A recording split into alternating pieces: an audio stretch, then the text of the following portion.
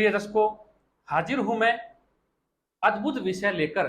आज का जो हमारा विषय है वो ये विषय है कि मात्र एक ग्रह अगर आपकी जन्म कुंडली में मजबूत अवस्था में है, जैसे मैं आपको बता रहा हूं वो उस अवस्था में बैठा हुआ है, तो आप यकीन मानिएगा वो मात्र एक ग्रह ही आपकी पूरी जिंदगी को बदलकर रख देता है। उससे पूर्व प्रिय दर्शकों, पिछले 3 वर्षों से मैं YouTube पर कार्यक्रम कर कर आपको समझाता जा रहा हूं ज्योतिष के बारे में। इसका मतलब ये है कि मैं आपको इसलिए समझा रहा हूं ताकि मैं कुछ ज्योतिष की बातें करूं या ज्योतिष के बारे में आपको बताना चाहूं तो आप उसको समझ पाएं, आप उसको ग्रहण कर पाएं, आपको पता हो ग्रहों के बारे में। जैसे अगर आपको किसी दवाई के बारे में पता है कि ये दवाई बुखार उतारती है, इससे बुखार उतर जाता है, तो हम डॉक्टर के पास जाते हैं तो हम डॉक्टर को भली भांति समझ पाते हैं, हम डॉक्टर के बारे में जान पाते हैं कि डॉक्टर हमें कहना क्या चाह रहा है, तो हमें और अच्छे से समझ में आती है चीजें और हमारे मन में एक रिस्पेक्ट उनके लिए और ज्यादा बढ़ जाती है। उसी प्रकार से प्रिय दर्शकों, अवश्य मैं एक कुंडली देखने के अध्ययन करने के चार्ज अवश्य लेता हूं, अपनी फीस अवश्य लेता हूं, लेकिन इसका मतलब ये नहीं है कि मैं आपको ज्योतिषी सिखाऊंगा नहीं या आप उसे सीख नहीं सकते। वो प्रिय दर्शकों, अगर जब आप अपनी जन्म कुंडली का अध्ययन मुझसे करवाते हैं या किसी से भी करवाते हैं तो वहां पे आपको जब मैं जो ग्रह बोलता हूं या जो समझाने का प्रयत्न करता हूं वो आसानी से समझ में आ जाता है और आप स्वयं अपने बारे में जान पाते हैं और आपको आनंद की अनुभूति भी होती है उस समय।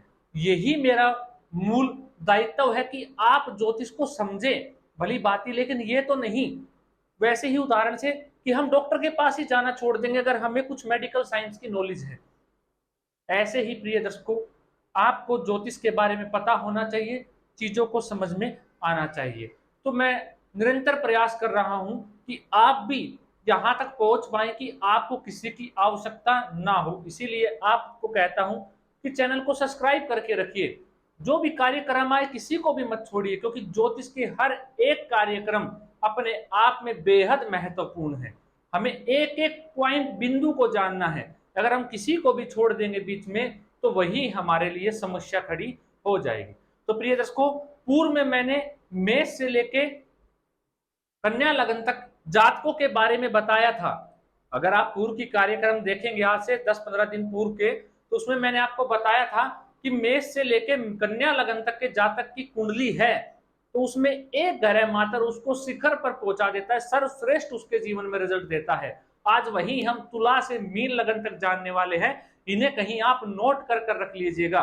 मेष से मीन तक अगर आप जन्म कुंडली अध्ययन का कार्य करते हैं तो, अगर आप जन्म कुंडली अध्ययन का नहीं भी करते फिर भी आपको ये नोट कर कर रख लेने चाहिए, कहीं ना कहीं आपके काम अवश्य आ जाएंगे। प्रिय दर्शकों, आज हमारा पहला लगन है तुला लगन, क्योंकि मेष से कन्या तक हम जान चुके थे।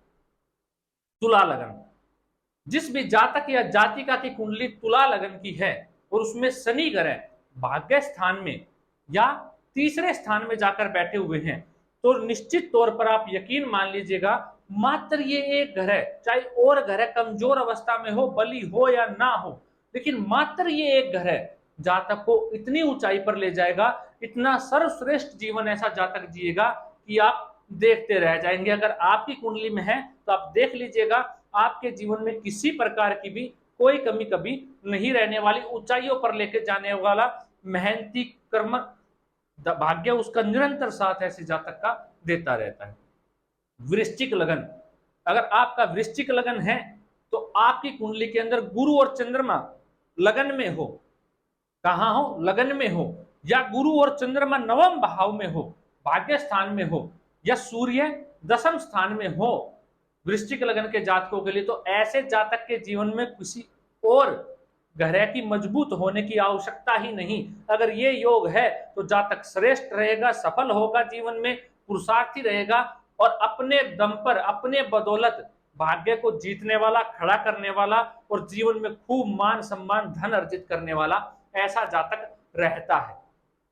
वहीं प्रिय दर्शकों, अगर आपका धनु लगन है, धनु लगन की कुंडली के अंदर गुरु और सूर्य की युति हो जाए, नवम भाव में हो जाए, लगन में हो जाए, तो ऐसा जातक अपने आप में श्रेष्ठ होगा, किसी और ग्रह की आवश्यकता ही नहीं है। या फिर सूर्य भाग्य स्थान में बैठ जाए अकेला, अकेला सूर्य भाग्य स्थान में जाके बैठ जाए धनु लगन की कुंडली में, तो बड़ा श्रेष्ठ उत्तम राजयोग, किसी और ग्रह के मजबूत होने की जरूरत नहीं और किसी और योग की आवश्यकता नहीं। मात्र ये एक ग्रह, ये एक योग जातक को उस बुलंदियों पर पहुंचाने में सामर्थ्यवान है जहां पर जातक पहुंचना चाहता है।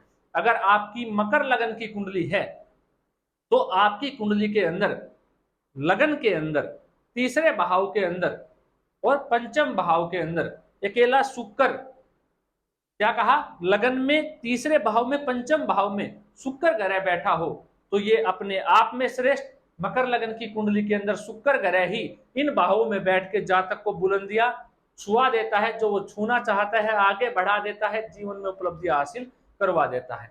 अगर आपका कुंभ लगन है, अब कुंभ लगन के अंदर कौन सा ग्रह प्रिय दर्शकों, कुंभ लगन के अंदर शुक्र ग्रह भाग्य स्थान में हो, कहां कह रहा हूं प्रिय दर्शकों, ध्यान से सुनिएगा, भाग्य स्थान में हो, नवम भाव में हो, लगन में हो यानी कि पहले घर में हो, या फिर चौथे स्थान में हो, चतुर्थ भाव में हो जिसे सुख का भाव कहा गया, वहां हो, तो ये अत्यंत श्रेष्ठ है। ये अकेला ग्रह, ये अकेला योग जातक को ऊंचाइयों पर पहुंचा देगा जहां आप जाना चाहते हैं जीवन के अंदर।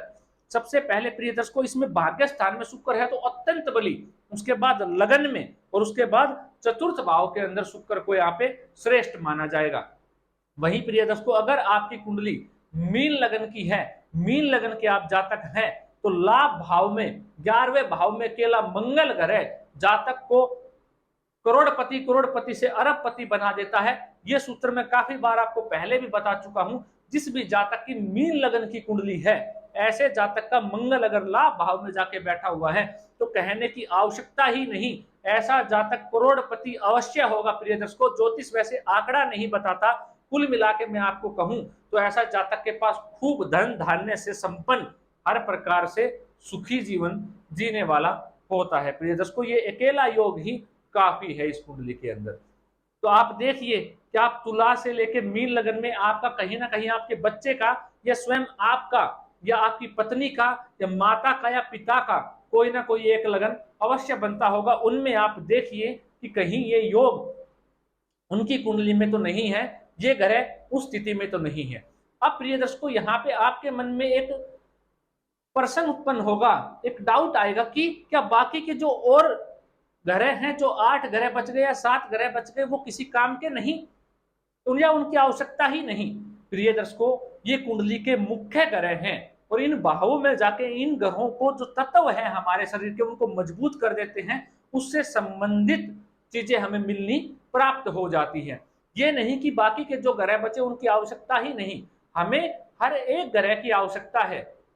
ये नहीं कि हम कि कोई ग्रह नहीं चाहिए, सब ग्रह चाहिए, लेकिन कोई प्रमुख, कोई मुख्य ग्रह अगर मजबूत हो जाता है तो वो अकेला ही अपने आप को खींच कर लेकर चला जाता है। प्रिय दर्शकों, उदाहरण से समझिए कि अगर आपके परिवार में एक सदस्य खूब धन कमाता है, खूब पैसे कमाता है, आपके दादाजी खूब पैसे कमाए, तो क्या वो लेके गए? नहीं, वो अकेले एक ऐसे बिंदु थे कि वो सबके लिए, औरों के लिए भी वो धन जो है वो बच गया, सबके काम आया। ऐसे ही अगर एक प्रमुख ग्रह मजबूत हो जाएगा तो जो और ग्रह है उनके अंदर भी बल आ जाएगा और वो भी श्रेष्ठ फल देना शुरू कर देते हैं। आशा करता हूं प्रिय दर्शकों, आसान भाषा में आपको समझाने का निरंतर प्रयास करता हूं और आपको समझ में आ भी जाता होगा, ये मैं ऐसी आशा करता हूं। अगर कोई सवाल या प्रश्न आपका है तो आप डाल दीजिएगा, जैसे ही मुझे समय मिलेगा तो मैं आपके सवाल का जवाब अवश्य देता हूं प्रिय दर्शकों। इसीलिए आप कमेंट जरूर कर दीजिएगा अगर आपका कोई प्रश्न है। स्वयं के लिए प्रिय दर्शकों मत जानने की कोशिश कीजिए, एक सार्वजनिक प्रश्न पूछिए जो सबके काम आ सके। और अभी तक आपने अपना कर्तव्य तो निभा ही दिया होगा इस चैनल को सब्सक्राइब करके। और प्रिय दर्शकों, अकेले किया तो क्यों किया, किसी से करवाया क्यों नहीं, क्योंकि ये एक ज्ञान का विषय है। यूट्यूब पर जो ज्योतिष का ज्ञान है, जो हमारे सनातन धर्म का ज्ञान है, इसे जानना बेहद आवश्यक है। आशा करता हूं कार्यक्रम आनंद देने वाला रहा होगा। मिलता हूं कोई नया और अद्भुत कार्यक्रम लेकर। नमस्कार।